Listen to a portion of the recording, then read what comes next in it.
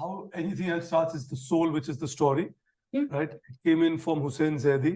And if you follow his work, he's been associated as a journalist with covering crime and the stories through various books in his entire career, almost spanning 3 decades. So he came to us with this really potent material and a very strong story, which had it chronicled the birth of the underworld in Mumbai city, and we all formed there, and set in a very interesting backdrop of when India got its freedom, right? It was just post independence, and that's the time when he also, the way he had written the story, but what it meant, that freedom to the underworld, that freedom had a very different take on that, and he took us. I mean, and he had, like I said, this really, really interesting, potent material, and most of us are actually suckers for that genre, and I think there's a huge audience out there for crime thrillers. So I thought the setting of it and the way the characters were, the journey of it, in terms of having a very strong, rooted, emotional connect to the story without glorifying the negative characters in it as well. Sure. It made it very appealing, and we thought that this can easily go from paper to from a written format to an audiovisual format. So, well, it was a story that when it came to us, Hussain Zaidi is a really, really well-known, well-renowned crime journalist. So he was somebody who put this story together. I think he's just drawn from many things that he's written about, read about, experienced in his life, and created this amazing fictional story of this classic good versus evil, questioning morality. Does getting rich define you as successful, or does integrity being intact define you as successful? It's a big question to answer. So I was completely drawn to the questions that the story was raising. And of course, beyond that, in the writing, it was engaging, it was very immersive, it was entertaining. These characters were unique in this world. I love the way they spoke to each other, the way the screenplay unfolded. And it felt like it would make for really good, compelling viewing. So that's really the reason to do it. And that's why we got Rensil involved and Shujaat involved, and then took it from there. At Prime Video, we really want to tell stories that are, really entrenched in our soil, stories that are about us, that are reflective of, our journeys, stories that are differentiated and compelling. And I remember very distinctly when this story was brought to us by Excel, our most amazing partners, with whom we've done so many shows. It was a genre that we know always works. But this one had a very, very strong emotional core. The story about this dysfunctional family, the father-son conflict at the heart of it, playing up the classic conflict of good versus bad, black versus white, the enforcement law legacy of this father and the son's aspiration of getting into the organized crime world. It had all the ingredients that I felt would, resonate with our audiences, not just in India, but across the world. I think in the first season, what you're really seeing is, if you look at this family as one body, you see really the heart and the mind being torn apart. Like they start being one, but by the end of it, they're like at opposite ends of the spectrum, which is the father and the son that kind of really reflected in this season. So it really was just about that journey, and that's what the writing was focused on, telling that relationship story, telling that story of feeling the lack of validation from a parent, the parent feeling that the child is beyond understanding anything that the parent is trying to impart to it, and how that gap just keeps growing and growing. But at the same time, there is this unrequited love almost from both sides to each other, So it deals with all of that, of course. And to me, that's really what gave this series a beating heart. Everything else, of course, there's a lot of style, there's a lot of substance, but that really is the beating heart of the story, is what's going on with these two characters. Mumbai, as it is now, I mean, we know it's really progressed. It's a world city, and the development is humongous. So it's really not shooting friendly, especially for period, right? I mean, how Yeah. you can so many people with the vehicles and the buildings, and so yeah, we had a mammoth set that was constructed to replicate the period, and the set had to undergo changes with every decade. So the first season, it spans over 3 decades, Yeah. 60s, 70s, and 80s. And a lot of intricate detailing went into it, a lot of research went into it in terms of the structures, the architecture, the buildings, the materials that were used, the kind of paint that was used, also in terms of the lighting sources that we use during the 60s and 70s. We try to replicate all of that. Essentially, the world creation was great fun to do, to transport the audience, to that period and to that era, so that they have a real immersive experience and feels like the stories playing out actually and factually around that era. Started with a lot of fear and nervousness, but I think by the end it was full of joy. Just the fact that, I mean, I haven't experienced any of what my character had to go through, but I do have a sense of what liking means in life. And once you are able to connect to those emotions, you could get a genesis or the start of where my character was, Dara Kadri. That was the starting point. The hunger that guy faced and felt, and the desire to be a provider and protector for the family, which I think is a very universal theme for most men around the world. And of course, the story arc and the screenplay took you in the direction where you could then understand that the greed for power for the character and where it goes from there on. So once I had the starting point, one had to just start figuring out the relationships between the family and the gang members, the socio-political situation at that point of time. And basically, the core of the story became the father and son conflict.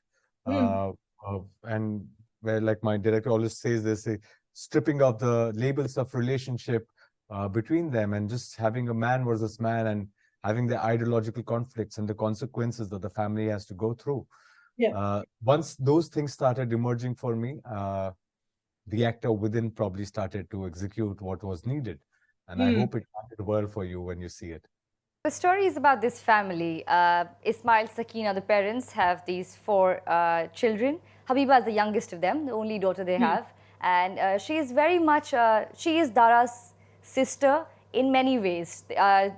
She really looks up to him, wants to be like Dara. They share a special bond. So you see her over the season, even influencing his decisions and his actions. Apart from that, she's also, like, right from the first scene that you see her, you see that she's this confident young woman who's really who'll go to any lengths to get what she wants. And and towards the end of the season, you also see what her own ambitions are and where she wants to be. If you take a person's life, there is a certain finiteness to it, okay? And that doesn't bode well for you as a writer, because you just need to create more as far as story goes and as far as character motivations go, character arcs go. So while you can look at reality as source material, I think what you finally end up doing, especially in case like Bambai Meri Jaan, is you start doing composites. You take a variety of characters, you start mixing and matching them, obviously for your own, to further the plot and further the arc of this season and the next. So I think real life characters are limiting, and that's something we stayed away from.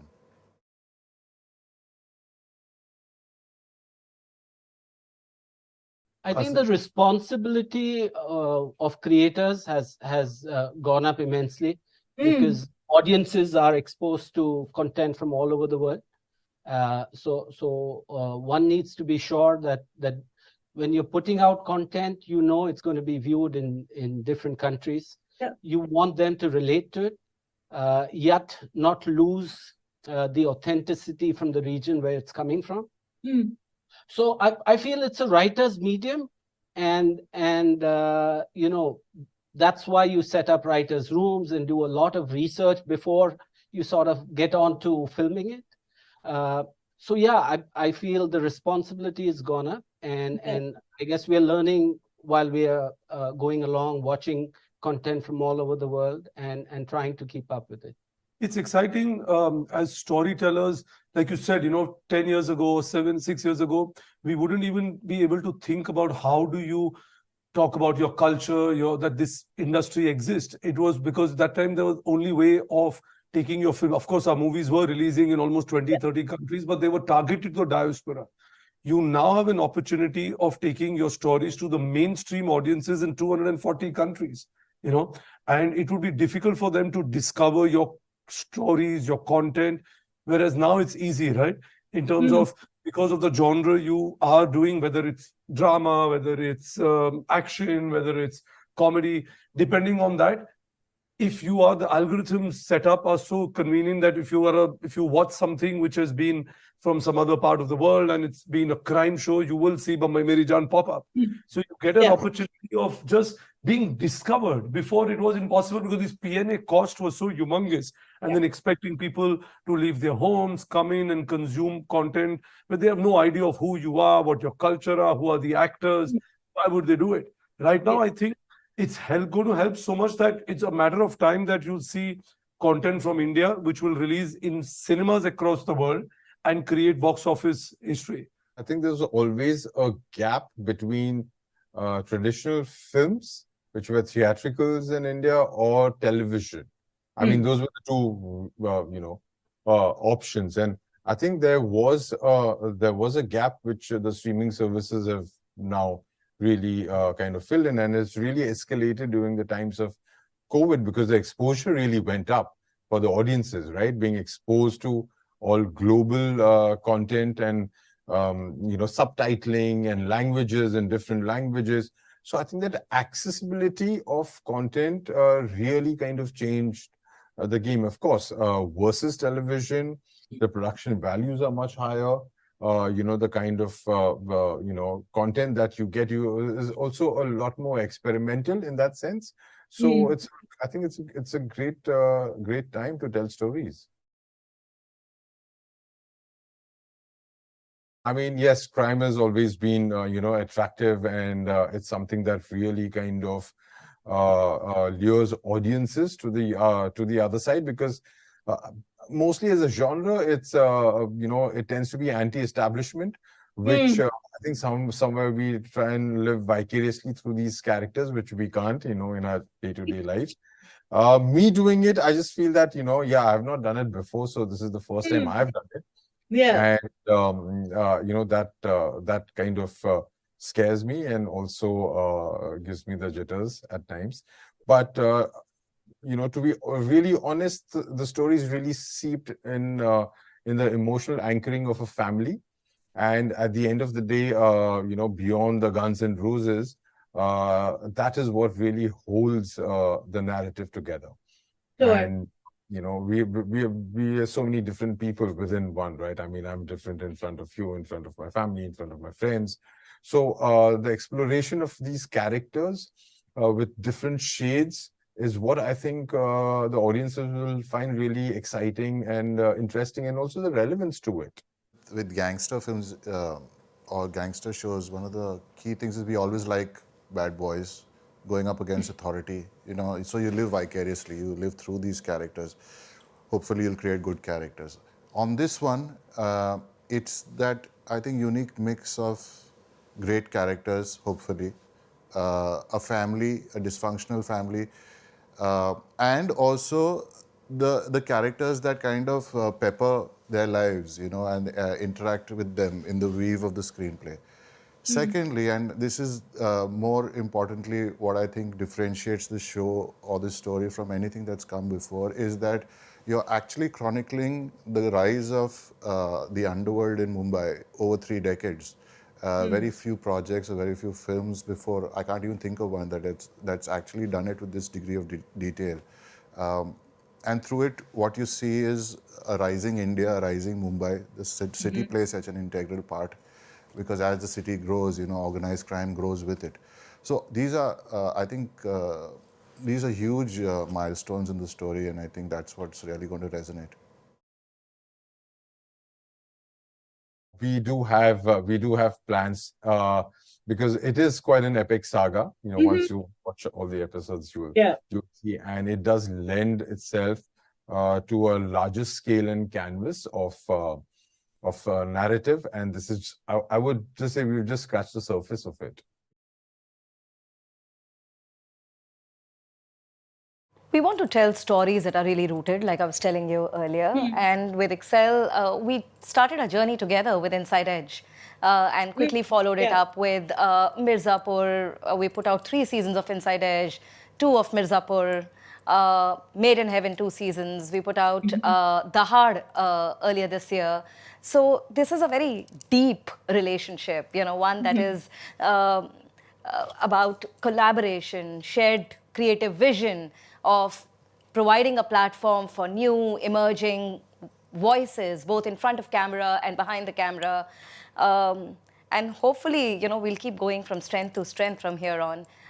Really want to build ourselves as a home for talent where everyone can easily come and, just talk about their stories, their passion projects, things that are keeping them up at night.